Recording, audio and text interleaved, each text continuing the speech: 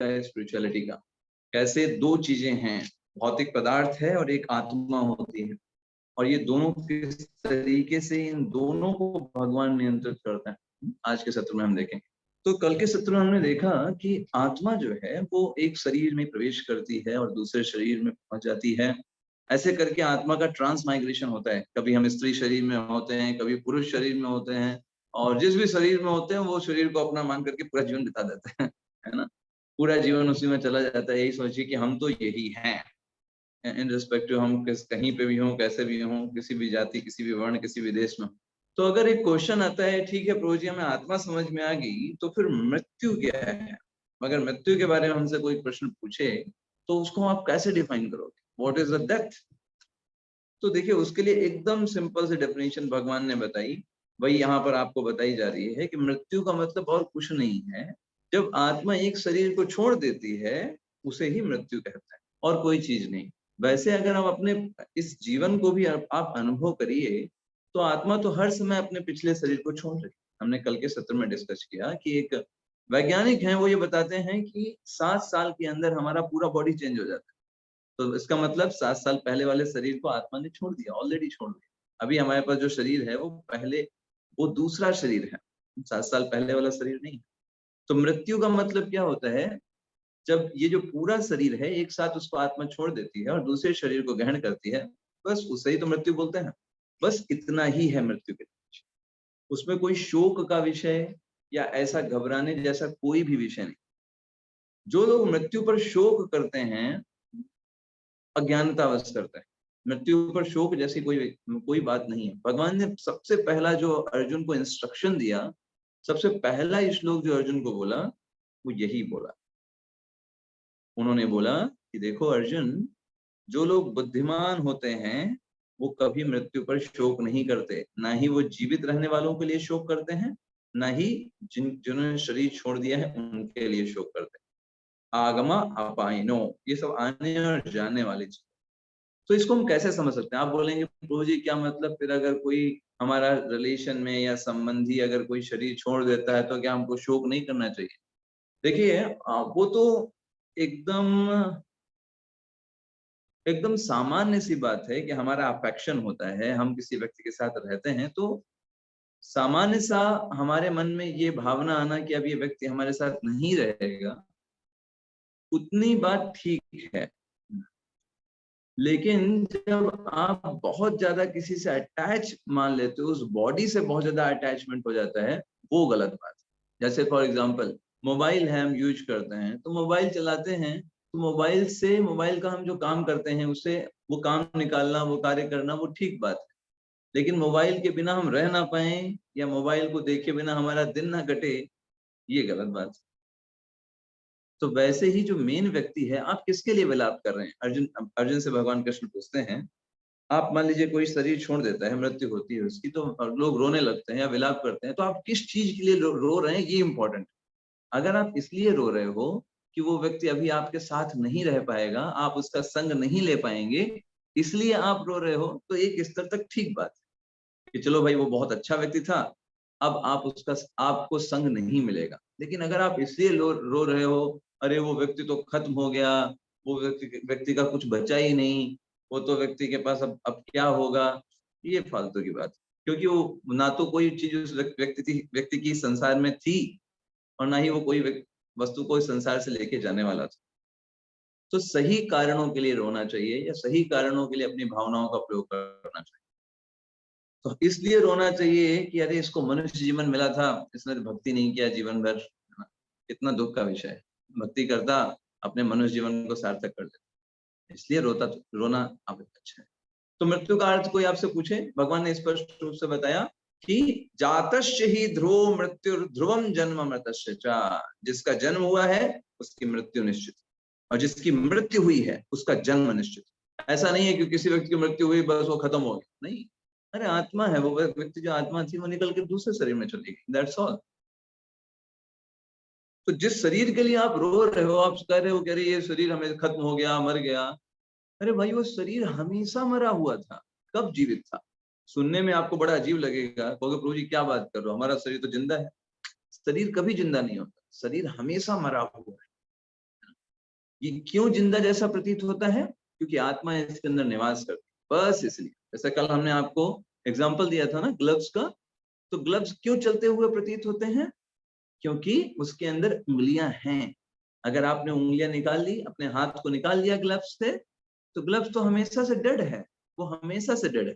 लेकिन उंगलियां होने के कारण वो मूव कर रहा है। तो मूव ग्लव्स नहीं कर रहे हैं, मूव तो उंगलियां कर रही हैं। वैसे ही हम बोल रहे हैं, सुन रहे हैं, चल रहे हैं, देख रहे हैं, कोई कार्य कर रहे हैं। हम कार्य को, इस शरीर कार्य को नहीं कर रहा, आत्मा उस शरीर के द्वारा इस कार्य को कर रहा है। जब आत्मा इस शरीर से निकल जाएगा, यही हाथ होंगे, यही आंखें होंगी, यही कान होंगे, यही जीभ होगी, यही त्वचा होगी, लेकिन कुछ भी ना तो अनुभव होगा, ना ही हम कुछ कार्य कर पाएंगे। जैसे ग्लव्स से हाथ निकल जाता है, ऐसे ही शरीर से आत्मा निकल जाने पर जैसे ग्लव्स बिल्कुल निस्सहाय होकर के गिर पड़ता है, वैसे ही ये शरीर भी वैसा ही हो जाता है। शरीर तो हमेशा ही मरा हुआ है, ये एक मशीन की तरह है, मशीन की तरह कार्य करता है। जैसे यहाँ पर हम देख सकते हैं, एक जीवित व्यक्ति है और वही उसी व्यक्ति की डेड बॉडी है। तो दोनों में क्या अंतर है बताइए? सब तो सेम है, आंखें यहाँ भी हैं, आंखें वहां भी हैं, नाक यहाँ भी है, नाक वहां भी है, कान यहाँ भी है, कान वहां पे भी है। डिफरेंस क्या है? डिफरेंस यही है कि जो इस शरीर को चला रही थी आत्मा, अभी वो आत्मा नहीं। बिल्कुल सही नहीं बात, वो आत्मा बस नहीं, बाकी सब कुछ वैसा ही। तो शरीर के अंदर आत्मा चेतना का निर्माण करती है, और चेतना के द्वारा पूरे शरीर में हमारे हाथ पैर चलते रहते हैं, कान सुनते रहते हैं, आंखें देखती रहती हैं, सब कुछ फंक्शन होता रहता है। आत्मा चली गई तो वो सब कुछ डेड हो गया। तो जैसे एक कार के अंदर ड्राइवर होता है, जैसे हमने कल आपको एग्जांपल दिया था, सेम टू सेम आप एक कार को सामने रखिए और पड़ोस में खुद खड़े हो जाइए दोनों चीज सेम ही है। क्यों? जैसे कार के अंदर कार ड्राइवर के बिना नहीं चल सकती, आपके शरीर के अंदर ड्राइवर बैठा है आत्मा, तो दिखाई नहीं देता। जैसे कार बहुत दूर खड़ी हो तो अंदर का ड्राइवर नहीं दिखाई देता ना, कौन ड्राइवर है। ऐसे ही समझो, आपका शरीर भी एक कार है, लेकिन अंदर का ड्राइवर दिखाई नहीं देता, वही चला रहा है। तो जैसे कार में हॉर्न होता है आवाज देने के लिए, शरीर में भी हॉर्न है, मुंह देखो बोल रहा है, हॉर्न बज रहा है शरीर कार में होती है हेडलाइट, रास्ते को देखने के लिए। हमारे पास भी हेडलाइट है, हम भी देखते हैं भाई, चलो ये देखो हेडलाइट जल गई। ऐसे ही रेडिएटर में पानी चाहिए और चार पहिए चाहिए चलने के लिए। ऐसे ही जैसे रेडिएटर में पानी चाहिए होता है, हृदय को रक्त चाहिए होता है संचालित करने के लिए, और पहिए चाहिए होते हैं चलने के लिए, हमारे पास पैर हैं चलने के लिए। तो जैसे इन सब के बावजूद भी अगर ड्राइवर नहीं होगा तो कार सदियों सदियों तक वहीं खड़ी रहेगी। वैसे ही ये सब होने के बावजूद भी, आंख नाक कान जीभ त्वचा, ये सब होने के बावजूद भी हमारा शरीर कुछ नहीं कर पाएगा बिना आत्मा के। तो इसलिए ये शरीर तो मृत है और आत्मा जो है वो चेतन है। तो मृत और चेतन, ये दो तत्व हमको समझ में आता है। तो हमने आपको एक यहाँ पर एक इंसिडेंट आपको बताया, कल हमने डिस्कशन किया था कि हमारे शरीर की कीमत कितनी है। जल्दी से बताइए चैट बॉक्स में। और बहुत सारे लोग उसमें क्विज ने अटेंड भी किया। दो ऑप्शन थे 120 रुपए के, बहुत सारे लोग परेशान भी हुए, एक ऑप्शन गलत था, एक ऑप्शन सही था, तो उसके लिए खेद है, बट आपको उस दोनों में नंबर मिलेंगे, आप परेशान मत होइएगा। यस गुड, 120 रुपीज, बहुत बढ़िया, सब लोग 120 रुपीज ले रहे हैं, लिख रहे हैं, बहुत सारे हमारे पास आंसर्स आ रहे हैं। हाँ, चलिए, तो एक यहाँ पे आपके सामने कहानी है। एक बार एक व्यक्ति जो था, उसका एक बहुत ही खास फ्रेंड था। उसने एक मर्सिडीज गाड़ी खरीदी और मर्सिडीज गाड़ी नहीं लिया, दोस्त ने कहा मैं भी चलाऊंगा, दोस्त उस मर्सिडीज गाड़ी को लेकर के गया और एक जोरदार एक्सीडेंट हुआ मर्सिडीज गाड़ी का। ओहो। और ये जो मर्सिडीज गाड़ी थी, ये 35 लाख रुपए की गाड़ी थी। हम्म, और वो दोस्त भी जख्मी हो गया और मर्सिडीज गाड़ी भी जख्मी हो गई। अब बताइए इस दोस्त को किसको बचाना चाहिए, 35 लाख रुपए की मर्सिडीज गाड़ी को या 120 रुपए के मित्र? फ्रेंड या कार? सोचिए, 35 लाख की कार है। 35 लाख की कार है, 120 रुपए का शरीर। अरे सब लोग लिख रहे हैं मित्र को, फ्रेंड को, लेकिन ये तो फिर घाटे का सौदा हो गया फिर तो। आप 35 लाख की चीज को छोड़ रहे हो। 120 रुपए और 35 लाख में तो कोई कंपैरिजन नहीं है भाई। हाँ, इंटेलिजेंट व्यक्ति तो 35 लाख को बचाना चाहिए। सभी जानते हैं कि मित्र को बचाने में ही हमारी बुद्धिमानी। आप सोचोगे क्यों? क्योंकि आप इस बात को मानते हो कि मित्र आपका 120 रुपए का नहीं, वो अनमोल है, उसकी कोई कीमत नहीं। 35 लाख की, 35 करोड़ की भी गाड़ी होती तब भी पहले किसको बचाते? मित्र को बचाते। क्योंकि जो मित्र के जो शरीर है उसके अंदर जो आत्मा है वो मूल्यवान है। शरीर की कीमत तो 120 रुपए है, शरीर तो हमेशा से डेड है। आत्मा उसका शरीर के अंदर निवास कर रही है, उसको संरक्षित करना वो महत्वपूर्ण है। यस, ये आप जानते हो इस बात, ये हम कहीं ना कहीं हर बात जानते हैं। तो हमें एक बात तो अभी तक के डिस्कशन से क्लियर हुई। अनिकेत प्रो जी कह रहे हैं प्रभु जी किडनी तो लाखों की होती है। हाँ, आजकल के ये भी दिन देखने बाकी हैं जब किडनी निकाल करके लोग बेचना चालू करें। सही है। तो हमें अभी तक ये बात समझ में आई कि दो चीजें हैं हमारे शरीर के अंदर निवास कर रही हैं, या फिर इस पूरे भौतिक जगत में देखें तो दो चीजों का ही संयोजन हो रहा है। एक तो आत्मा है और दूसरे भौतिक पदार्थ है। ये बात समझ में आ रही है सबको? हमारा जैसे शरीर है ये भौतिक पदार्थ का बना हुआ है ना, और इसके अंदर आत्मा निवास कर रही है इसलिए चल फिर रहा है। देखिए टेबल भी रखी हुई है, टेबल मेज कुर्सी, इसमें सिर्फ भौतिक पदार्थ है, आत्मा नहीं है तो वो नहीं चल फिर रही। वो सिर्फ उनको जैसे रखोगे वैसे रखी रहेंगे, वो कुछ कर नहीं सकते अपने आप से। Is it clear? ये पॉइंट क्लियर है सभी को? ये अच्छे से समझ में आ रहा है? इस पूरे संसार में दो चीजें हैं, या तो आत्मा हो या फिर भौतिक पदार्थ। इन्हीं दोनों के संयोजन से पूरा विश्व चल रहा है। आप जहां भी कोई भी चीज देखो, जैसे कोई व्यक्ति आ रहा है आपके पड़ोस, तो क्या आ रहा है उसके अंदर? उसका शरीर जो है वो भौतिक पदार्थ है और उसके अंदर एक आत्मा। इसके अलावा इस भौतिक जगत में कोई और चीज है? बताइए। नथिंग। सारे या तो भौतिक पदार्थ हैं या आत्मा है। तो अगर देखो आत्मा और भौतिक पदार्थों में क्या क्या डिफरेंस है। आत्मा जो अंदर निवास कर रही है वो सत्य है, शाश्वत है।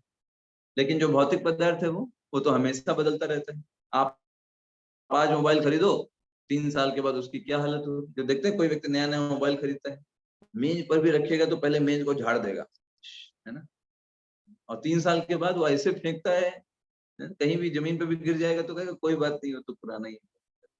वो बदल जाती हैं चीजें, समय के साथ चीजें बदल जाती हैं, लोगों का स्वभाव बदल जाता है। तो 3 साल के बाद या फिर समय के साथ चीजों में बदलाव आने लगता है। कौन सी चीजों में? आत्मा में कि पदार्थ में? पदार्थ में। यस, पदार्थ में बदलाव आने लगता है। जैसे हमारा शरीर बदलता रहता है, ऐसी आत्मा जो है वो चित्त है। चित्त का मतलब क्या होता है? हमने कल डिस्कशन किया था। चित्त का मतलब होता है जो ज्ञान से परिपूर्ण है। लेकिन पदार्थ है उसमें क्या कोई ज्ञान है क्या? अभी आपकी उंगली को काट करके बोले भाई उंगली बताओ तुमने क्या सीखा, अभी उंगली कुछ बोल पाएगी? कुछ नहीं बोल पाएगी, क्योंकि उंगली में कोई ज्ञान नहीं है, वो तो भौतिक पदार्थ।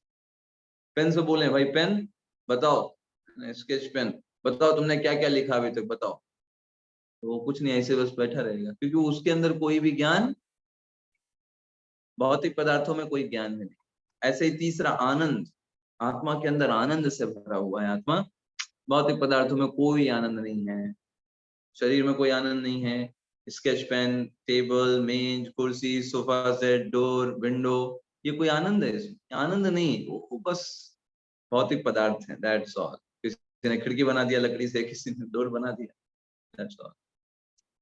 आत्मा का आकार होता है, भौतिक पदार्थ को आकार देना पड़ता है। जैसे हमने आपको बताया ना, लकड़ी थी और बना दिया खिड़की, लकड़ी थी बना दिया उसका दरवाजा, है ना, सोफा सेट बना दिया, जो मन में आया बना दिया, उसको आकार दे दिया। आत्मा एक व्यक्तित्व है, एक पर्सनालिटी है। पदार्थ का कोई पर्सनालिटी नहीं है। ये नहीं बोलेंगे ये मिस्टर कुर्सी हैं, है ना, ये मिस्टर सोफा सेट हैं, ऐसे करके कोई नहीं बोलेगा, क्योंकि वो कोई पर्सनालिटी नहीं। वो बस एक वो बस एक चीज है, एक वस्तु है। आत्मा जो है वो स्पिरिचुअल वर्ल्ड से उसका कनेक्शन है, जबकि भौतिक पदार्थ हैं वो भौतिक संसार से उनका संबंध, उसका स्पिरिचुअल वर्ल्ड से कनेक्शन नहीं। ओके, तो भगवान भी भगवत गीता में इसको स्पष्ट रूप से बताते हैं। भगवत गीता के 7वें अध्याय के 4थे श्लोक में भगवान कहते हैं, अर्जुन एक मेरी शक्ति जो है उसको बोलते हैं बहिरंगा शक्ति, मतलब भौतिक पदार्थ। यस, तो भगवान क्या बोल रहे हैं, ये जो भौतिक पदार्थ वाली शक्ति है मेरी, उसके बारे में भगवान 7वें अध्याय के 4थे श्लोक में बता, भूमिरापो नलो वायु खम मनो बुद्धिरेव च अहंकार इति यं मे भिन्ना प्रकृतिरष्टधा। भगवान कहते हैं ये 8 चीजें जो हैं, इनसे मिलकर के मेरी भौतिक पदार्थ रूपी शक्ति बनती है, मैटर। इसको बोलते हैं मैटर। भगवान कहते हैं भूमि, है ना, रापह पानी मतलब है ना, ऐसे करके भूमि, पानी, हवा, आग, आकाश, 5 ये जो हैं, ये 5 महाभूत, और 3 मन, बुद्धि और अहंकार, ये 8 चीजों से निर्मित मेरी भौतिक पदार्थ शक्ति है। तो भगवान की एक शक्ति है जिसको बहिरंगा शक्ति बोलते हैं, वो भौतिक पदार्थों से निर्मित है। 8 भौतिक पदार्थ, चित्त जल पावक गगन समीरा प्लस मन, बुद्धि और अहंकार, 2 चीजों से। और फिर भगवान बताते हैं एक मेरी दूसरी शक्ति है जिसका नाम है अंतरंगा शक्ति। और अंतरंगा शक्ति उसके जस्ट अगले श्लोक में बताते हैं, अपरेयमितस्त्वन्याम प्रकृतिम विद्धि में पराम जीव भूता महाबाहो येदम धारते जगत। अर्जुन से बोलते हैं, अर्जुन इसके अतिरिक्त, किसके अतिरिक्त भाई, 7.4 में जो बताया, जो 8 चीजें बताई, उसके अलावा भगवान कहते हैं मेरी एक अन्य पराशक्ति है जो इन जीवों से युक्त है। उसमें कोई ये सब नहीं है, आग पानी हवा, है ना, मन बुद्धि अहंकार, ये तो सब पदार्थ है। भगवान कहते हैं कि ये, इसमें कोई ये सब नहीं है। इसमें क्या है, ये जीवों से युक्त है। इसमें मतलब आत्माएं हैं। जैसे हम सबके शरीर में एक एक आत्मा बैठी है ना, वो भूत वाली आत्मा नहीं जो हम हैं वास्तव में, वो वाली आत्मा बैठी हुई है हम सब में, है ना। अब वो आत्मा जीव है, और भगवान क्या बोल रहे हैं, वो अंतरंगा शक्ति है। वो भगवान की, वो भी भगवान की शक्ति, उस शक्ति का नाम क्या है, वो भगवान की अंतरंगा शक्ति। और ये जो हमारा बाहर का शरीर है, 5 महाभूतों से निर्मित, या फिर हमारे इसके अंदर एक सूक्ष्म शरीर है जो कि निर्मित है मन बुद्धि और अहंकार से। ये स्थूल शरीर जो दिखाई देता है, और एक सूक्ष्म शरीर होता है जो मन बुद्धि अहंकार से निर्मित है, ये भगवान की बहिरंगा शक्ति है। ये जीवों से युक्त नहीं है, ये तो पदार्थ है। लेकिन जो भगवान की अंतरंगा शक्ति है, जिसमें सिर्फ जीव ही जीव है, यस, वो इन भौतिक पदार्थ प्रकृति का दोहन कर रही है। तो अगर हम इसको एक फ्लो चार्ट में समझें तो कुछ इस प्रकार से, आपकी स्क्रीन पर भगवान की 2 शक्तियां हैं। एक कहलाती है भौतिक शक्ति, और एक कहलाती है भौतिक शक्ति या बहिरंगा शक्ति, और एक कहलाती है आध्यात्मिक शक्ति या अंतरंगा शक्ति। जो भौतिक शक्ति है उसको निम्न शक्ति माना जाता है क्योंकि पदार्थों से निर्मित, और जो अंतरंगा शक्ति है उसको उच्च शक्ति माना जाता है क्योंकि वो चेतन है। समझ रहे हैं बात को? भी हमने आत्मा और पदार्थ में अंतर समझा था। तो आत्मा उच्च चीज है, इसलिए उससे संबंधित चीजें जो हैं उच्च हैं। तो देखिए, जो भौतिक शक्ति है उसमें 2 शरीर आते हैं हमारे। एक तो भौतिक शरीर जो बाहर से दिखता है, 5 महाभूत, और 3 सूक्ष्म शरीर के, मन बुद्धि और अहंकार। ये दोनों भौतिक शक्ति में आएंगे, पदार्थ मैटर में आएंगे। मन भी मैटर है, बुद्धि भी मैटर है, अहंकार भी मैटर है। और दूसरी तरफ स्पिरिचुअल एनर्जी में सिर्फ और सिर्फ आत्मा है, वो भगवान की स्पिरिचुअल एनर्जी। तो भगवान की 2 शक्तियां, अंतरंगा शक्ति, बहिरंगा शक्ति। अंतरंगा शक्ति में सिर्फ आत्माएं जो भगवान का अंश है, सिर्फ वो आएंगे। बहिरंगा शक्ति में जो सारा बाहर का हमारा शरीर है ना, मन बुद्धि अहंकार 5 महाभूत, ये सब चीजें उसके अंदर आएंगे। एकदम clear, no doubt with that. तो देखिए, ये हो गया मैटर, भौतिक शक्ति हो गई मैटर, अंतरंगा शक्ति हो गई स्पिरिट, और ये दोनों के कंट्रोलर कौन है? गॉड कृष्ण। दोनों को कंट्रोल करता है, आत्माओं को भी, अंतरंगा शक्ति को भी, और बहिरंगा शक्ति को, दोनों को नियंत्रित करते हैं भगवान। तो कोई पूछे, प्रभु जी आप ये कैसे बता सकते हो कि जो आत्मा है वो शक्ति भगवान की उच्च शक्ति है, और जो भौतिक शक्ति है या फिर ये शरीर जो है ये निम्न शक्ति है? तो भगवान स्वयं बताते हैं इसको। 3रे अध्याय के 42वें श्लोक में भगवान कहते हैं, इंद्रियाणा परयाहुर इंद्रियेभ्यो परो मनः मनसस्तु परा बुद्धि यो बुद्धे परसस्तु सः। भगवान कहते हैं अर्जुन, जो कर्मेंद्रियां हैं वो जड़ पदार्थ से श्रेष्ठ हैं, मन जो है वो इंद्रियों से बढ़कर है, बुद्धि जो है वो मन से भी उच्च है, और आत्मा बुद्धि से भी बढ़कर है। मतलब आत्मा का स्थान कहाँ है? इन सारे भौतिक पदार्थों से ऊपर है। तो इसका मतलब आत्मा जो कि भगवान की अंतरंगा शक्ति है वो उच्च शक्ति के अंतर्गत आएगी, और जो भौतिक पदार्थ हैं, चाहे वो चित्त जल पावक गगन समीर हो या फिर मन बुद्धि अहंकार हो, ये दोनों भौतिक पदार्थ निम्न शक्ति में। Is it clear? ये सबको पॉइंट क्लियर हो गया होगा। आत्मा इन सबसे ऊपर का स्थान लेती है। तो अगर हम अपने शरीर को एक रथ से कंपेयर करें, उस रथ में 5 घोड़े हैं, तो हम कहाँ पर हैं उसमें? सबसे पहले जो 5 घोड़े हैं उस रथ के, वो हमारी 5 ज्ञानेंद्रियां हैं। देखिए, पहली है आंख, दैट इज अ फर्स्ट।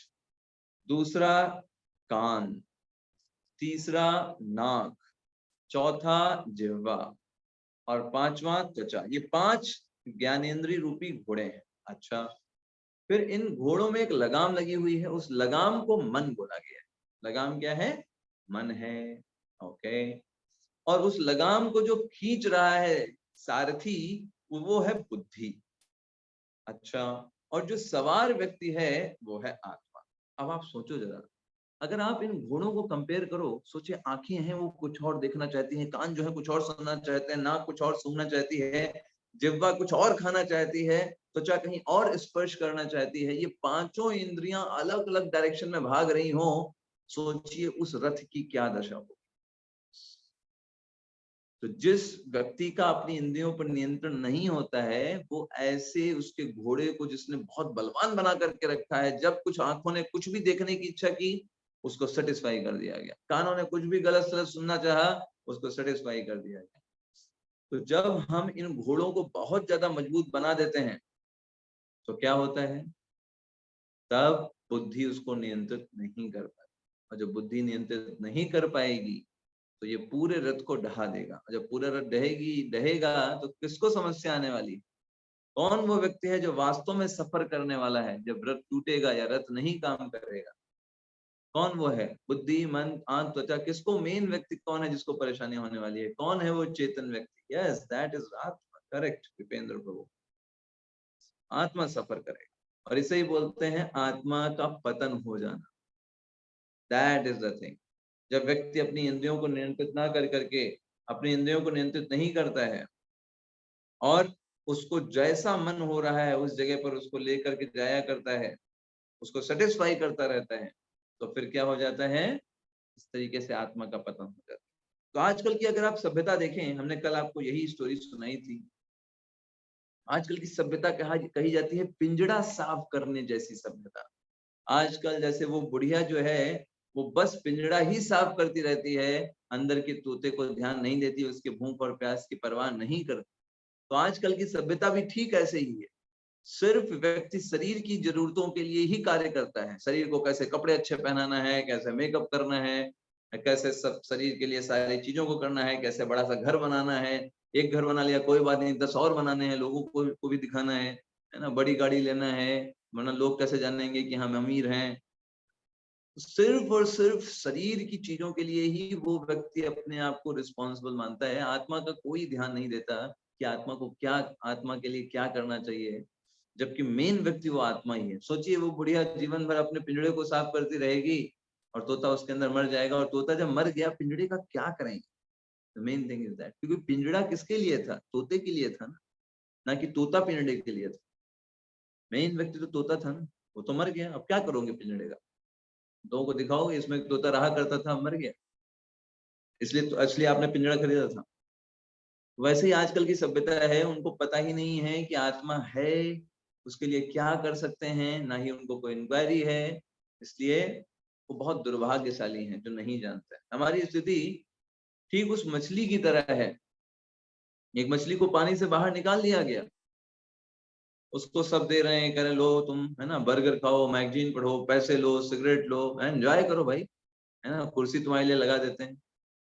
कैसे खुश रहेगी, कैसे जीवित रहेगी? वो नहीं जीवित रह पाएगी, क्योंकि उसके लिए क्या है, जल ही जीवन। आप जल में छोड़ दो, ये सब कुछ मत दो, बहुत खुश रहेगी, मजे से रहेगी। जैसे एक मछली जल के अंदर अपने आप को कितना अच्छा महसूस करती है, ऐसे ही एक आत्मा को जब भगवान से कनेक्ट कर दिया जाता है, भौतिक जगत की चीजें उसे नहीं चाहिए, आप विश्वास मानिए। भौतिक जगत की चीजें, अगर जो व्यक्ति यही नहीं समझ पाया कि धन जो है या इस संसार के वैभव ऐश्वर्य हैं व्यक्ति को सुखी नहीं कर सकते, ये स्पिरिचुअलिटी का सबसे बेसिक कॉन्सेप्ट है। अगर कोई व्यक्ति अपने आप को स्पिरिचुअलिस्ट बताता है और इस भौतिक जगत के धन और ऐश्वर्य के पीछे भाग रहा है, इसका मतलब उसने समझा ही नहीं कि अध्यात्म क्या है। इस जगत के जो ऐश्वर्य हैं, भोग हैं, उनके प्रति जो आसक्त होते हैं या उनके पीछे जो भाग रहे हैं, वो कभी भी नहीं समझ सकते ना तो भगवान को और ना ही आध्यात्मिक चीजों, क्योंकि उन्होंने मेन थिंग को भुलाया हुआ है। भगवान जो हैं वही हमें संतुष्ट कर सकते हैं। इस जगत के भोग और ऐश्वर्य नहीं, वो माध्यम बन सकते हैं। भगवान की कृपा होगी तो आपको, मैं सही बताऊं, अगर कोई व्यक्ति नमक रोटी भी देगा, उसमें आपको इतनी संतुष्टि मिल जाएगी, अगर भगवान प्रसन्न है उसमें भी आपको इतनी संतुष्टि मिलेगी, इतना आनंद मिलेगा, अगर कोई नमक रोटी भी देगा और आपके सामने 56 प्रकार के व्यंजन रख दिए जाएं और भगवान संतुष्ट नहीं है, आपके गले से नीचे नहीं उतरेगा। तो मेन चीज है भगवान की संतुष्टि। अगर भगवान प्रसन्न है तो सब चीज, हर एक छोटी से छोटी चीज भी बहुत बड़ी बन जाती है, और बड़ी से बड़ी कठिनाइयां भी बहुत छोटी हो जाती हैं अगर भगवान साथ में। अर्जुन ने यही तो चूज किया, अर्जुन के सामने चूज करने का ऑप्शन था, भगवान को चूज करे या उसकी नारायणी सेना। अर्जुन ने एक क्षण के लिए नहीं सोचा, उसने कहा भगवान चाहिए। भगवान नहीं भी अस्त्र चलाएंगे, हमारे साथ रहेंगे और सब कुछ ठीक हो। नारायणी सेना का क्या करें, ये अर्जुन का कन्विक्शन है, इसलिए वो अर्जुन है। उसे हर हाल में भगवान चाहिए। जिस दिन हमारा एक कन्विक्शन हो गया कि हमें भगवान चाहिए, उनकी सेवा चाहिए, बाकी जगत की चीजें ऊपर नीचे हो चलेगा, लेकिन भगवान को नहीं छोड़ना। सारी चीजें, जैसे जैसे इस मछली को कितनी नीड है पानी की, सब चीजें इसको दे दो नहीं सरवाइव कर पाएगी, उसको पानी चाहिए। ऐसे ही हमको भी नीड है भगवान की, हम जाने या ना जाने, हम सबको भूख है भगवान की सेवा करने की। जब सेवा मिलेगी तब वास्तव में संतुष्ट हो पाएंगे। अभी सिर्फ हमें जो संतुष्टि फील करते हैं ना इस जगत में, भोग और ऐश्वर्य से, हमें लगता है अरे बड़ा बढ़िया है, आरामदायक है, बढ़िया है, ये सब ऊपरी संतुष्टि है, आंतरिक संतुष्टि नहीं है। और कैसे कह सकते हैं कि ऊपरी संतुष्टि है? थोड़े समय के बाद वही चीज आपको बोरिंग लगने लगी। जो चीज आपको संतुष्टि प्रदान कर रही थी, संतुष्टि बाद में नहीं प्रदान करेगी, बोर हो जाएंगे। लेकिन भगवान की सेवा और भगवान की भक्ति आपको हमेशा नए आयामों पर ले जाएगी। तो हम सब भगवान के अंश हैं, as a soul. We are not part of this material world. ये बॉडी है, हम इस भौतिक जगत के तत्व हैं, ये भौतिक जगत के तत्व हम नहीं है। चाहे वो सूक्ष्म तत्व हो जो मन बुद्धि अहंकार हो, या फिर ये जो चित्त जल पावक गगन समीर है, ये पंच तत्व हो, ये सब हम नहीं है, ये सब तो भौतिक तत्व है। हमारा जो एग्जिस्टेंस है एज अ सोल, हम भगवान की अंतरंगा शक्ति हैं और भगवान के अंश हैं। भगवान भगवत गीता के 15वें अध्याय के 7वें श्लोक में आपके सामने लिखा हुआ है, स्वयं भगवान बोलते हैं, ममैवांशो जीवलोके। भगवान कहते हैं जिस जगत के सारे जीव मेरे अंश हैं। भगवान कितना प्रेम मानते हैं हमसे, कितना प्रेम करते हैं, बोलते हैं ये मेरे हैं, लेकिन हम नहीं बोलते उनको अपना। भगवान बोलते हैं ममैवांशो, मेरे अंश हैं, जीव भूत सनातना, ये सब हमेशा शाश्वत मेरे अंश है। कभी ऐसा नहीं होगा कि कोई हमको भगवान से अलग कर सकता है, संभव ही नहीं। हम अपने आप को भले कहते हैं कि हम भगवान को नहीं मानते, हम तो मानते ही नहीं है, दिखाओ हमको, हम जितने भर की दुनिया भर की फालतू बातें हम चाहे बोल दें, लेकिन लेकिन भगवान कभी भी हमको नहीं छोड़ेगा। न छोड़ा था, न छोड़े हैं, न छोड़ेंगे। भले हम कितनी भी निम्न योनियों में चले जाएं, लेकिन भगवान हमेशा हमारे साथ है। इतने दयालु भगवान।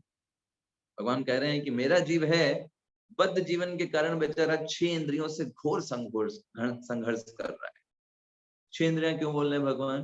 भगवान ने 5 इंद्रियां जो ज्ञान इंद्रियां हैं उनको बोला, और 1 इंद्रिय मन को बोला। क्योंकि मन इन सब का राजा है। इंद्रियों का राजा मन को बोला जाता है। कोई पूछे कि इंद्रियों का राजा कौन है? मन। यस, क्योंकि मन के द्वारा ही सारी इंद्रियां कंट्रोल होती है। मन में इच्छा जागृत होती है, सारी इंद्रियां काम करने लगती है। मन ने कहा वो देखना है, तुरंत आंखें जो होती हैं खुजने लगती हैं, है ना। मन ने कहा वो सुनना है, तुरंत हम सुनने लगते हैं। मन कहता है चलो रसगुल्ला खाना है, तुरंत भाग पड़ते हैं, है ना। भले 4 किलोमीटर दूर शॉप हो, लेकिन जाएंगे, मन दौड़ाएगा।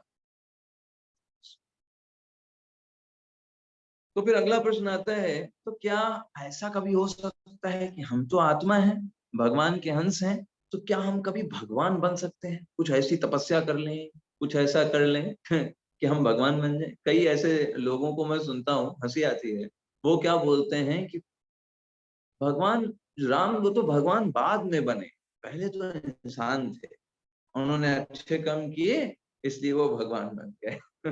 तो हंसी आती है उनकी बात पर, और खास ही उनके शास्त्रों के ज्ञान के ऊपर भी बहुत ही अफसोस होता है कि इन लोगों ने कुछ भी, इनको एबीसीडी भी नहीं आती शास्त्रों की, कि भगवान कोई उपाधि नहीं है कि कोई बन सकता है। इट्स नॉट लाइक कि ये प्रधानमंत्री का है, 5 साल के लिए, 10 साल के लिए कोई भगवान बन गया, फिर हटा करके कोई और बन गया। Not like that. हम कभी भी भगवान नहीं बन सकते। हम भगवान के हमेशा दास रहेंगे, हमेशा अंश ही रहेंगे। इसलिए भगवान ने, आप देखो पिछले श्लोक में क्या बोला, ममैवांशो जीव लोके जीव भूता सनातना। सनातन अंश है। सनातन का मतलब क्या होता है? शाश्वत। शाश्वत का मतलब क्या होता है? हमेशा के लिए। वरना भगवान यहाँ बोलते हैं ना, हाँ ममैवांशो जीव लोके, हाँ, थोड़े समय के लिए जीव हैं, थोड़े समय के लिए मेहनत करेंगे तो भगवान उनको बना देंगे। भगवान शाश्वत शब्द का प्रयोग नहीं करते। शाश्वत शब्द अपने आप में क्या बताता है? हमेशा के लिए मेरे अंश है। तो अभी क्या हम भगवान कभी बन सकते हैं? नहीं, हम भगवान नहीं, हम हमेशा भगवान के दास रहेंगे, उनकी सेवा में रहेंगे, है ना। ये हमको क्लैरिटी आनी चाहिए। तो जैसे आत्मा और परमात्मा, परमात्मा भगवान को बोला जाता है और आत्मा हमको बोला जाता है। तो हम में और भगवान में क्या अंतर है?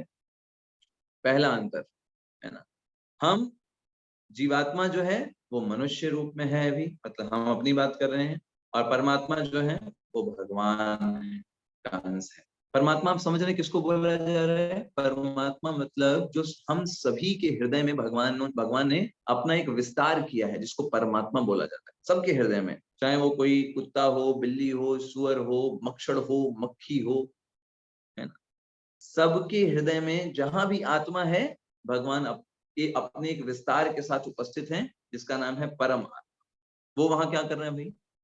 वो वहां उस आत्मा की मदद कर रहे हैं, छोड़ नहीं रहे हैं उसका संग, है ना। कि वो जैसे एक पिता होता है, बालक जो होता है, भले उनको बोले हम तुमको पिता नहीं मानते, हम तुम्हारा संग नहीं करेंगे, लेकिन एक दयालु पिता होता है, बोलता ठीक है, बच्चे ने बोला तो क्या बोला, कभी हो सकता है मेरी तरफ मुड़ा है, इसलिए हमेशा उसके साथ रहते हैं। तो परमात्मा रूप में भगवान हमेशा साथ में रहते हैं। आत्मा जो है वो बहुत ही सूक्ष्म है, इसलिए आत्मा को अणु बोला जाता है। आत्मा को बोला जाता है अणु, और भगवान अनंत हैं, इसलिए उनको बोला जाता है विभु। अणु मतलब बहुत छोटा, विभु मतलब बहुत बड़ा, है ना? तो परमात्मा विभु है और हम आत्मा छोटे से हैं, तो हमको अणु बोला जाता है। तीसरा, हमको आत्मा के रूप में सिर्फ एक शरीर का ज्ञान रहता है। जैसे भाई मान लीजिए मेरी भी पैर के अंगूठे में एक चींटी काट रही हो, तो मुझे पता चल जाएगा पैर के अंगूठे में काट रहा है। लेकिन आपके पैर में कोई काट रहा होगा तो मुझे नहीं पता चलेगा। क्यों? क्योंकि मेरा ज्ञान जो है सिर्फ मेरे शरीर तक ही सीमित है, एज अ सोल। लेकिन भगवान का ज्ञान हर एक चीज तक सीमित है। वो आपके शरीर में क्या तकलीफ हो रही है वो भी पता है, मेरे शरीर में क्या तकलीफ है ये भी पता है, एक कुत्ते के शरीर को क्या समस्या हो रही है वो भी पता है, बिल्ली में क्या समस्या है। भगवान परमात्मा रूप में हर के शरीर में व्याप्त है, इसलिए उनको सर्वज्ञ भी बोला जाता है। हम भगवान के हमेशा एक सेवक हैं, है ना? और भगवान कौन है? हमसे सदा प्रेम करने वाले एक गुरु के समान है। कृष्ण वंदे कृष्णम जगत गुरु। तो हम भगवान से कभी भी समान नहीं है, लेकिन एक चीज में समान है। अरे किस चीज में समान है भाई? हम भगवान से समान हैं गुणवत्ता में, परिमाण में समान नहीं है, गुणवत्ता में समान। जैसे आपने समुद्र से एक बूंद निकाला पानी का, तो उसको चखिए, कैसा लगेगा? खारा लगेगा। फिर गए आप समुद्र में, समुद्र का पानी निकालिए, पीजिए, कैसा लगेगा? सेम स्वाद आएगा। तो देखिए, समुद्र का स्वाद और एक बूंद का स्वाद दोनों समान है, लेकिन अंतर किस चीज में है? अंतर है परिमाण में। समुद्र तो इतना विशाल है कि आप कहाँ जाएंगे पता भी नहीं चलेगा, और बूंद को तो आप ऐसे चट कर जाएंगे, है कि नहीं? वैसे ही हम में और भगवान में समानता किस चीज में है? समानता है गुणवत्ता में। क्यों? भगवान भी सत, चिद और आनंद से ही मिलके बने हुए, और एज अ सोल हम भी सत, चिद और आनंद से ही निर्मित। हम बोलते हैं सच्चिदानंद भगवान की जय। तो भगवान का भी गुण क्या है? भगवान के अंदर सत्य, चिद और आनंद, शाश्वत, ज्ञान से पूर्ण और आनंद से परिपूर्ण भगवान है। और ऐसा उनके, क्योंकि हम उनके ही अंश हैं, जैसे बाप के गुण जो होते हैं बेटे में आ जाते हैं, तो वैसे ही हम उनके अंश हैं, तो हमारे अंदर भी वही गुण है, सत्य, चिद और आनंद। लेकिन पिता पिता होता है, बेटा बेटा। तो वैसे ही भगवान जो है वो परिमाण में अनंत है, उनके अंदर सच्चिदानंद जो है ये अनंत मात्रा में विद्यमान, पर हम में थोड़ी मात्रा में विद्यमान। तो हम जो होते हैं, हमको माया के द्वारा ढका जा सकता है। इसलिए देखिए ना, हम अब इस शरीर में आ गए, अपने आप को शरीर मान करके बैठे हुए हैं। लेकिन भगवान, क्योंकि उनके पास परिमाण बहुत ज्यादा है, इस माया जगत में आकर के माया उनके ऊपर कोई प्रभाव नहीं डाल सकती। हमारे ऊपर प्रभाव पड़ सकता है, क्योंकि हम तुच्छ हैं ना, हम छोटे हैं, इसलिए हम इस जगत में आकर के भ्रमित हो जाते हैं, स्वयं को कभी स्त्री मानते हैं, कभी पुरुष मानते हैं, कभी मानते हैं इस जाति के हैं, इस देश के हैं, अनेक प्रकार की चीजें मानते हैं। भगवान आते हैं, माया उनको कभी ढक नहीं सकती, माया उनकी दासी है, माया आपपति भगवान।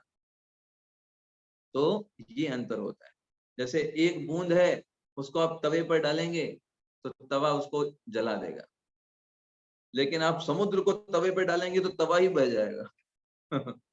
तो वैसे ही समझिए, हम बूंद के समान हैं, तो माया देवी तवे के रूप में हमको जला देती है। भगवान समुद्र के समान आकर के तवा को ही लेकर के चले जाते हैं। तो माया देवी को ही लेकर के, माया देवी उनकी दासी। That's the thing. तो अगर हम अपना और भगवान का कंपैरिजन करें, तो सोचिए हम भगवान से कितने कमजोर हैं। हम देखिए, छोटे छोटे स्विमिंग पूल बनाते हैं, उसमें खुश हो जाते हैं। भगवान ने समुद्र बनाए हैं, सोचिए। स्विमिंग पूल, आप समुद्र में तैरे? समुद्र रूपी स्विमिंग पूल भगवान ने तैयार किया। हम छोटी छोटी सैटेलाइट को भेज देते हैं ऊपर, एक चंद्रमा पे भेज दिया, मार ताली बजा रहे हैं, पूरे भारत ने सैटेलाइट भेजा, अमेरिका ने सैटेलाइट भेजा। भगवान ने जाने कितने सैटेलाइट पड़ी हुई हैं, जिसपे हम खड़े हैं, वो भी भगवान के द्वारा बनाई गई सैटेलाइट। पृथ्वी किसने बनाया है? भगवान की तो सैटेलाइट है। तो उसी सैटेलाइट पे खड़े होकर छोटे छोटे सैटेलाइट भेज करके हम ताली बजाते हैं, हमने सैटेलाइट भेज दिया, और भगवान पूरे पूरे ग्रहों की रूपी सैटेलाइट को निर्माण करके चला रहे हैं, उसका कोई क्रेडिट भी नहीं लेते। और यहाँ तो सैटेलाइट भेज के अपना नाम लिख देते हैं, भाई अमेरिका ने भेजा, यहाँ ने भेजा, हम उसमें हो जाते हैं।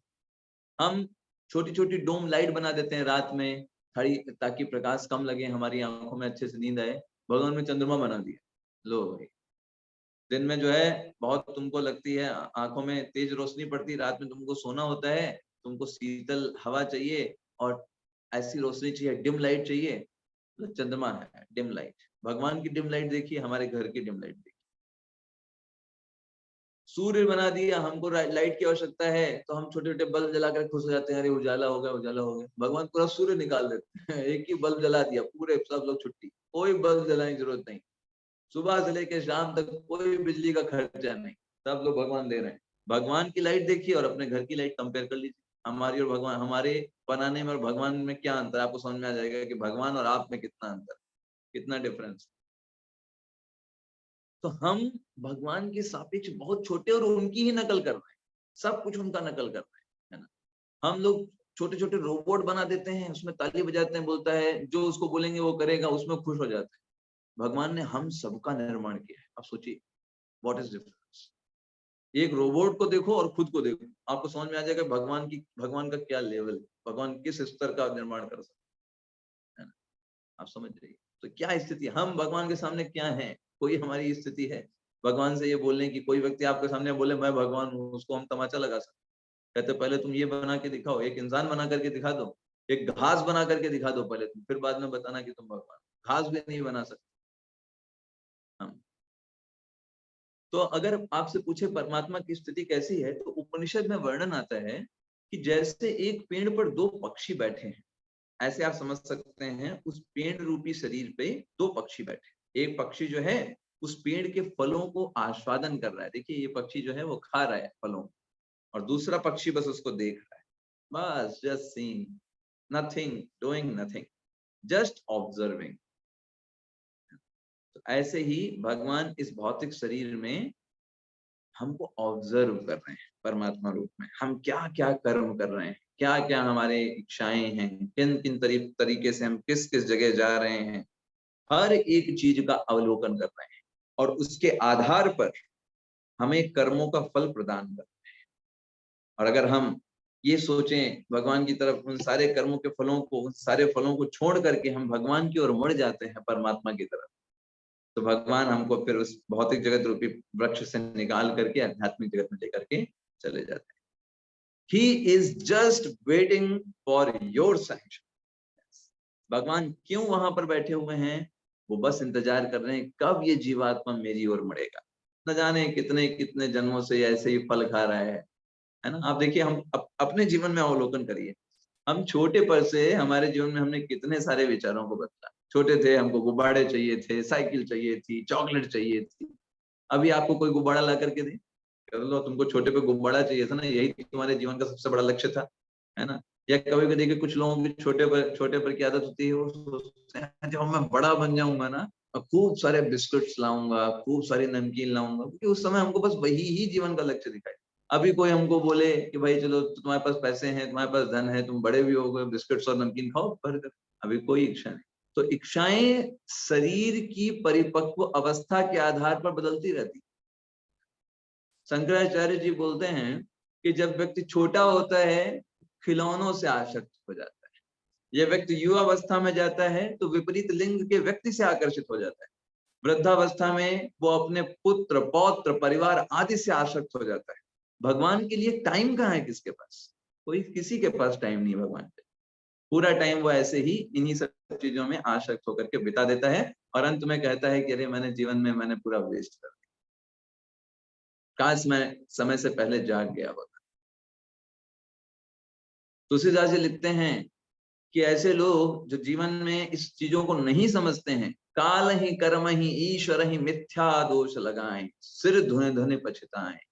वो जीवन के अंत काल में सिर को धुन धुन करके पछताते हैं कि अरे मेरे पास इतना अच्छा समय था, इतनी अच्छी अपॉर्चुनिटी थी, इतना अच्छा संग मिला था, और मैं सब इन फालतू की चीजों में लगा रहा और कभी भगवान के लिए समय नहीं निकाला।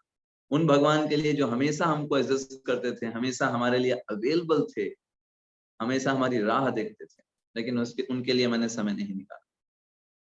तो जब किसी व्यक्ति की मृत्यु होती है तो उसके साथ होता क्या है एग्जैक्टली, क्या होता है उसके साथ? उसके साथ उस समय क्या होता है कि आत्मा सिर्फ जो होती है, सिर्फ अकेली नहीं निकलती, आत्मा अपने साथ सूक्ष्म शरीर को लेकर के निकलती। तो अगर कोई आपसे पूछे कि टोटल आपके पास कितने शरीर हैं इस समय, तो आंसर क्या होगा? 3 शरीर हैं। How many bodies do you possess right now? 3 bodies. First body सूक्ष्म शरीर, जिसको बोलते हैं, पहली बॉडी स्थूल शरीर कहलाती है। स्थूल शरीर का मतलब जो हम बाहर से देख पाते हैं, जो पंच तत्व से मिलकर के बना हुआ है। दूसरा शरीर कहलाता है सूक्ष्म शरीर, जो हम बाहर से नहीं देख पाते क्योंकि सूक्ष्म है ना। वो सूक्ष्म शरीर 3 चीजों से निर्मित होता है, मन, बुद्धि, अहंकार। और इसके बाद तीसरा शरीर है जो वास्तव में हम हैं, जिसको बोलते हैं आध्यात्मिक शरीर या फिर आत्मा। वो भी 3 चीजों से निर्मित है, सत, चित और आनंद। तो ये 3 शरीर हमारे टोटल हैं। तो आत्मा जब इस शरीर से निकलती है तो सूक्ष्म शरीर को साथ में लेकर के निकलती है। तो सूक्ष्म शरीर में क्या है? सूक्ष्म शरीर है मन, बुद्धि और अहंकार। तो चलिए पहले इन 3 चीजों को भी हम समझ लेते हैं कि मन, बुद्धि, अहंकार के क्या मतलब है। बहुत इंपॉर्टेंट है। देखिए मन क्या है? मन जो है वो इच्छाओं का भंडार है। मन क्या है? इच्छाओं का भंडार है। मन में क्या भरी हुई है? सारी इच्छाएं भरी। इच्छाएं कौन सी इच्छाएं? जो कोई इच्छाएं आपने पूर्व जन्मों में जो जो कार्य किए होंगे, जिन जिन ज्ञानेंद्रियों के माध्यम से आपने जो भी ज्ञान अर्जित किया है वो सब कहाँ जाकर के स्टोर हो जाता है? मन के अंदर। आप ऐसे समझो, ये 5 ज्ञानेंद्रियां हैं, आप देखिए, है ना, ये 5 ज्ञानेंद्रियां हैं और इन 5 ज्ञानेंद्रियों में आप जो भी डिजायर्स, जो भी फुलफिलमेंट करते हो, वो सब जाकर के मन में स्टोर हो जाते हैं। मन कहाँ है? बीच में। और पांचों इंद्रियों से जो भी ज्ञान आप अर्जित करते हो वो मन में जाकर के स्टोर हो जाता है। जैसे आपने मान लीजिए कहीं आप गए और आपने वहां पर गुलाब जामुन खाया, आपको बड़ा अच्छा लगा, वो ज्ञान मन में जाकर के स्टोर हो गया। अब जब कभी आप उस शॉप से निकलोगे, मन बोलेगा चलो बढ़िया गुलाब जामुन देता है, पिछली बार खाया था बड़ा अच्छा लगा, अभी फिर चलते। तो मन का काम क्या है? पूर्व अनुभवों से अर्जित इन सारी इच्छाओं के भंडार में से ही वो अपने संकल्प और विकल्प निकालता है। ये करना है, ये नहीं करना है। मान लीजिए किसी शॉप में आप गए, आपको गुलाब जामुन नहीं अच्छा लगा, है ना, तो वहां कोई दोस्त ले भी जाना चाह रहा होगा, आप नहीं जाओगे, मन रिजेक्ट कर देगा, नहीं ये बेकार है। तो संकल्प और विकल्प वो अपने पूर्व अनुभवों के आधार पर बनाता है। मन का काम क्या है? इच्छाओं का भंडार। बुद्धि का काम क्या है? बुद्धि का काम है अच्छे और बुरे का भेद करना। क्या चीज अच्छी है, क्या चीज बुरी है। जैसे फॉर एग्जाम्पल, आपको सर्दी है, आपको जुकाम, बहुत तगड़ा जुकाम हुआ है, एकदम नाक जाम है, एकदम बोलने में भी आपको कठिनाई आ रही है, लेकिन आपका पूर्व अनुभव, मन में इच्छा आई आइसक्रीम खाना है। पिछली बार जब गर्मी थी, आइसक्रीम खाया था, कितना बढ़िया लगा था, नहीं एकदम बटर स्कॉच फ्लेवर था, मजा आ गया था उसमें। ठीक है, अब देखिए आप रास्ते से गुजर रहे हैं, वो सामने शॉप है जहां से आपने वो बटर स्कॉच खाई थी। ठीक, मन क्या बोलेगा? खा लेते हैं, क्या है, आइसक्रीम ये तो है, कि छोटी सी आइसक्रीम होती है ना, रुपए भी हैं, ले लेते हैं। बुद्धि क्या बोलेगी? पहले पॉकेट चेक करो, पैसे हैं तुम्हारे पास। अच्छे बुरे का भेद, तो जब पॉकेट चेक करेंगे, बुद्धि का काम। मन बोलेगा अरे पैसे नहीं है, तो क्या हुआ, है ना, यूपीआई से पेमेंट कर देंगे, ऑनलाइन का तो चल रहा है ना, उससे पेमेंट कर देंगे। बुद्धि बोलेगी कल तुमको डॉक्टर ने बोला था ना जुकाम है, अगर ये खाओगे रात में पड़े होगे, बुखार उखार आ जाएगा। मन बोलेगा अरे देख लेंगे जो होगा। क्या है? तो मन का काम क्या है? अच्छे और बुरे में भेद कराना। सॉरी, बुद्धि का काम क्या है? अच्छे और बुरे का भेद कराना। तो ये बात हमारे में आती है ना अंदर से कि नहीं नहीं नहीं करना चाहिए, देखो तुमको डॉक्टर ने बोला था, वो बुद्धि बोल रही थी कि ये गलत है। और मन क्या बोलता है? मन बाद की चीजों को नहीं देखता, मन कहता है अभी मजा आना चाहिए, बाद में भले नाश हो जाए उसका क्या करता है। ये मन का काम। तो मन इंस्टेंट प्लेजर देखता है, तुरंत आनंद मिलना चाहिए, बाद में अगर दुर्गति भी हो जाए तो कोई बात नहीं। तो आप सोचिए आज की सभ्यता कैसी है, आजकल की मॉडर्न सिविलाइजेशन, लोग अभी का आनंद खोजते हैं, बाद की परवाह नहीं करते। इसका मतलब वो मन के आधार पर जीवन यापन कर रहे हो, और मन के आधार पर जीवन यापन करने के कारण अपने भविष्य को चौपट कर लेते हैं। लेकिन बुद्धिमान जो व्यक्ति होता है वो दूर का सोचता है, वो सोचता है अभी हो सकता है मुझे ये जो मैं अभी आइसक्रीम खाऊंगा मुझे बहुत बढ़िया लगेगा, लेकिन उसका मैं उसके कारण जो मुझे तकलीफ होंगी बाद में वो बहुत ज्यादा है। So what is the best thing? I should not eat this time right now. Okay, जब ठीक हो जाएंगे तो एक क्या 3-4 खा लेंगे, उसमें क्या। ये बुद्धि है। तो जब कोई बुद्धि के आधार पर कार्य करता है वो खुश रहेगा, संतुष्ट रहेगा। मन बर्बाद कर डालता है। तो आजकल सभ्यता में लोगों ने मन को ही सेटिस्फाई करने में लगे हैं, बुद्धि को पोषण प्रदान नहीं करते। बुद्धि को कैसे पोषण प्राप्त होता है? जब व्यक्ति आध्यात्मिक ज्ञान को लेता है। जैसे आप इस समय जो कुछ अर्जित कर रहे हैं ना, ये बुद्धि को पोषण मिल रहा है। भौतिक ज्ञान से बुद्धि को पोषण नहीं मिलता। जब आध्यात्मिक ज्ञान मिलता है वो बुद्धि को पोषण प्रदान करता है। भगवान के नाम से, भगवान के नाम के जप करने से बुद्धि को पोषण प्राप्त होता है। भगवान के नाम जप से, आध्यात्मिक ज्ञान को पढ़ने से, सुनने से, बोलने से बुद्धि को पोषण प्राप्त होता है। और तीसरा है अहंकार। अहंकार का मतलब, अहंकार वो चीज होती है जो आपको हमेशा ये अनुभूत कराती है कि आप ये शरीर हो, आत्मा नहीं। ये जो अनुभव है ना, ये अहंकार कराता है। ईगो जिसको बोलते हैं, फॉल्स ईगो। फॉल्स ईगो क्या है? आई एम दिस बॉडी, भाई मैं शरीर हूँ, शरीर के लिए काम करना है और क्या। खाओ पियो सो और एक दिन चले जाओ। ये फॉल्स ईगो हमको बार बार याद दिलाता है। आत्मा को मोहग्रस्त करना, यही शरीर बनाए मान करके पूरा जीवन यापन करके बिता देना, ये फॉल्स ईगो का काम या फिर मिथ्या अहंकार का काम। ये इससे निर्मित है सूक्ष्म शरीर। और आत्मा जो है वो आध्यात्मिक शरीर है, ना तो स्थूल शरीर है, ना तो वो सूक्ष्म शरीर है। तो जब आत्मा निकलता है एक शरीर से, तो अपने साथ सूक्ष्म शरीर को भी लेकर के निकलता है। यहाँ पर क्या रह जाता है? सिर्फ स्थूल शरीर रह जाता है, जिसको हम लोग बोलते हैं कि तो अभी शरीर छूट गया, अभी नहीं रहे। तो क्या वो जो चीज पड़ी हुई है, ना तो वो व्यक्ति वो है, ना तो उसके अंदर मन बुद्धि अहंकार है। वहां पे सिर्फ और सिर्फ स्थूल शरीर पड़ा हुआ है, जो कि पंच महाभूतों से निर्मित है। तो उसी से मिला है और उसी पंच तत्व में विलीन हो जाता है। तो भगवान भगवत गीता में बोलते हैं, दूसरे अध्याय का 22वां श्लोक बहुत इंपॉर्टेंट श्लोक है भगवत गीता का, सबसे इंपॉर्टेंट श्लोकास में आता है, जिसमें बताते हैं किस प्रकार से आत्मा शरीर को छोड़ती है।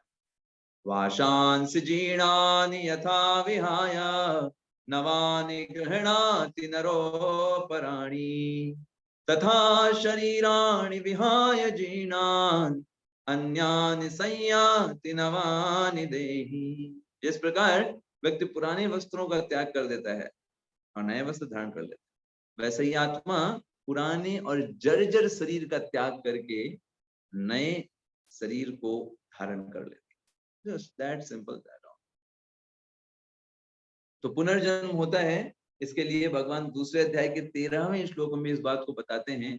देहिनोऽस्मिन् यथा देहे कौमारं यौवनं जरा तथा देहांतर प्राप्तिर धीरस्तत्र न म्यूहति। भगवान कहते हैं, अर्जुन, जिस प्रकार से एक व्यक्ति बाल्यावस्था से कौमारावस्था से युवावस्था, युवावस्था से प्रौढ़ावस्था और प्रौढ़ावस्था से एक दिन मृत्यु तक पहुंचता है, इन सब में कितने शरीरों का बदलाव हो रहा है।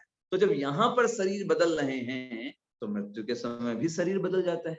तो जब इन परिवर्तन में आपने दुखी नहीं हुए, आप हैप्पी बर्थडे टू यू मनाते रहे, खुश हो रहे थे, पार्टी मना रहे थे इन परिवर्तनों के समय, तो फिर वहां पे क्यों परेशान? वहां पे भी तो शरीर बदल रहा है। तो एक बुद्धिमान व्यक्ति इस परिवर्तन से मोहग्रस्त नहीं होता, क्योंकि भाई यहाँ भी परिवर्तन हो रहे थे, वहां भी परिवर्तन हुआ, यहाँ भी शरीर बदल रहा था, वहां पे भी शरीर बदल गया। तो इसलिए उसमें जो एक धीर व्यक्ति है, ऐसे परिवर्तन से मोह को प्राप्त नहीं होता। जो धीर नहीं होते हैं वो रोते हैं, बिलखते हैं, सोचते हैं व्यक्ति मर गया, कहीं नहीं रहा। That's all. तो आज के सत्र में हम इतना ही करेंगे। और आज के सत्र में अगर हम एक समरी दें, तो आज के सत्र में हमने सीखा सबसे पहला पॉइंट कि किस प्रकार से शरीर जो है वो हमेशा जो है वो मृत है, हमेशा मृत है शरीर। और आत्मा जो है वो हमेशा शाश्वत है, चिरकाल के लिए हमेशा कार्य कर रही है ना।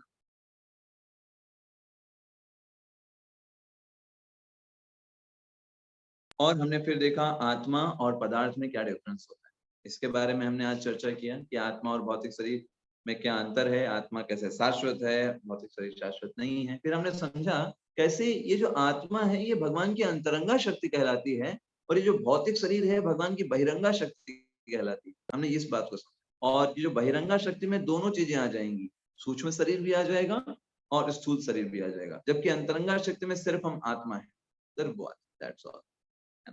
और इसके बाद हमने समझा कि आत्मा जो है ये इस दोनों भौतिक शरीर और सूक्ष्म शरीर से श्रेष्ठ है, इसलिए आत्मा को भगवान की उच्च शक्ति बोला जाता है, जबकि भौतिक शरीर जो उसकी सूक्ष्म शरीर और स्थूल शरीर है इनको भगवान की निम्न शक्ति बोला जाता है। ऐसा क्यों बोला जा रहा है? क्योंकि ये आत्मा इन दोनों को कंट्रोल कर सकती है, कर ही रही है ना। अभी देखिए आत्मा हमारे शरीर के अंदर बैठी है, लेकिन शरीर को कंट्रोल कर रही है ना।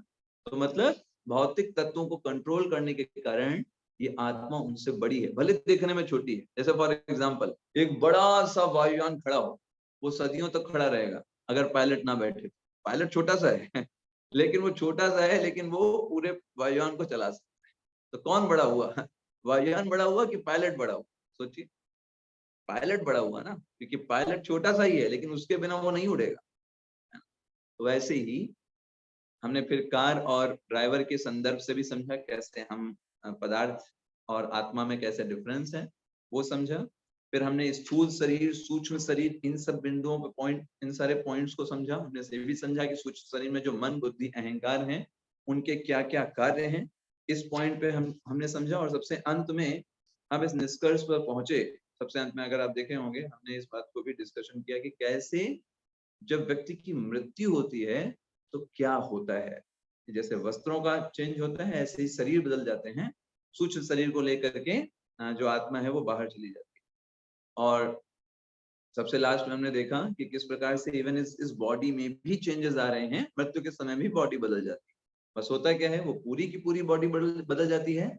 और इस जीवन में, हमारे जीवन काल में, हम थोड़ा थोड़ा करके एक एक साल में बदलते रहते हैं, हमारा शरीर बदलता है। तो आप सभी का बहुत बहुत धन्यवाद। आप अपना समय निकाल करके आ रहे हैं यहाँ पर और साथ दे रहे हैं। हमें हमें भी उत्सुकता रहती है आप सबके। आप जब श्रोता अच्छे से सुनते हैं मन लगा करके, तो उसका प्रभाव वक्ता के ऊपर भी पड़ता है। तो आप अच्छे से जब मन लगा के सुनते हैं तो उससे मेरा भी उत्साहवर्धन होता है। तो इसलिए आप सभी का बहुत बहुत धन्यवाद। अभी हम प्रश्न आंसर करेंगे, जो क्वेश्चन आंसर्स हैं उसको करेंगे। आप में से जो लोगों के पास समय है, आप क्वेश्चन आंसर पूछना चाहते हैं, वो लोग रुक सकते हैं। और बाकी लोग हैं वो अभी लीव कर सकते हैं सेशन को। आपको कोई और कार्य है तो कर सकते हैं। हरे कृष्णा। श्रीमद् भगवद गीता की जय। शील प्रभुपाद की जय। हरे कृष्ण।